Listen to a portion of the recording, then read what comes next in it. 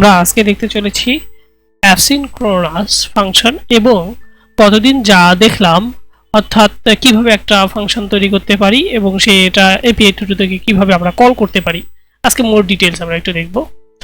তো প্রথমেই আমরা এখানে নতুন একটা ফাইল তৈরি করে নেই main1। গতদিন আমরা মেন দিয়েছিলাম, আজকে আমরা main1.py নাম দিলাম।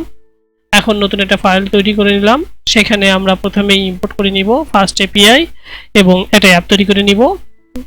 এই অ্যাপের থ্রু থেকে আমরা রাউটটা জেনারেট করব।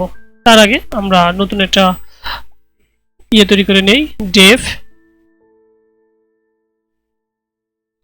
main1, এখানে আমরা নাম দিতে পারি। তারপরে হচ্ছে রিটার্ন করব আমরা main1 এভাবে না দিয়ে main1 আমরা দিলাম। এখানে আমরা রিটার্ন করব একটা যে কোনো নাম দিতে পারেন আপনি, এটা মেন দিতে পারেন বা রুট দিতে পারেন বা যে কোনো দিতে পারেন। রুট দিলাম এবং এখানে একটা জেসন পাস করাবো মেসেজ। এই মেসেজে থাকবে hi welcome to my easily CSE learning channel. Okay, এখন এটাকে আমরা করতে যাচ্ছি, এটাকে ব্রাউজারে দেখতে যাচ্ছি। ব্রাউজারে দেখতে গেলে আমাদের প্রথমে ভার্চুয়াল এনভায়রনমেন্টটা অ্যাক্টিভেট করে নিতে হবে। আমরা আজকে আমাদের ভিএস কোডের টার্মিনাল থেকে দেখাবো। এর জন্য আমরা সিডি দিয়ে ব্যাকে যাই এবং এখানে আমরা আমাদের ভার্চুয়াল এনভায়রনমেন্টটা অ্যাক্টিভেট করে নেই v./vnv, তারপরে স্ক্রিপ্টস, তারপরে এখানে অ্যাক্টিভেট করলেই এখানে দেখতে পাচ্ছেন অ্যাক্টিভেট হয়ে গেছে। আমরা সিডি দিয়ে কোডে চলে যাই, আমাদের পরবর্তী ফোল্ডারে চলে যাই এবং এখানে আমরা আমাদের কোডটা দেখতে যাচ্ছি, রান করতে যাচ্ছি ফার্স্ট এপিআই। তার প্রথমে ফার্স্ট এপিআই লিখতে হবে, তারপরে ডেভ লিখতে হবে, তারপরে স্পেস দিয়ে আমার যে ফাইলের নামটা সেটা লিখতে হবে main1.py লিখলাম।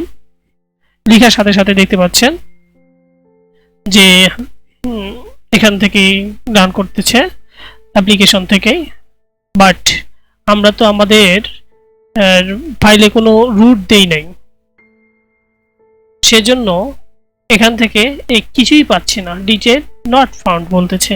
কারণ কি? কারণ আমরা এখানে রুটটা তৈরি করে নিয়েছি বাট কোনো রাউট বলে দিই নেই। তো আমরা এখানে একটা রাউট বলে দিব, অ্যাপ অ্যাপ্লিকেশনটা আমাদের রাউট হবে। আমরা একটা পাথকে বলে দেই গেট,